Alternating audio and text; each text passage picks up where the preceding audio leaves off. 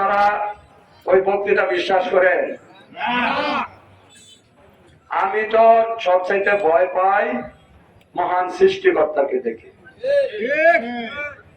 আপনারা আমাকে দেখতে পারবেন না আমি কি করলাম, কিন্তু আমার সবকিছুই আমার সৃষ্টিকর্তা, আপনার সৃষ্টিকর্তা জানে।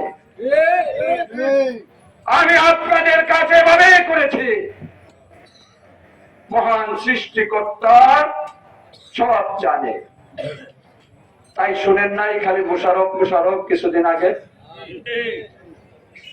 আজকের মোশাররফ সাহেবের নামটা চলে গিয়ে মুকসেদুর রহমান লেবু কি কারণে আসলো? ওই মহান আল্লাহ জানে এই ছেলেটি জনগণের সাথে বেঈমানি করে নাই, এই ছেলেটি ঘুষ খায় নাই, এই ছেলেটি মদ্যপান করে নাই, আমাকে দেখে সব সময় ভয় পেয়েছে। উনি নালিতাবাড়ির মানুষের অন্তরে আমার প্রতি দয়া সৃষ্টি করে দিয়েছে। তাই তো ঘোড়ার এখন আর খবর নাই, মাথা নষ্ট।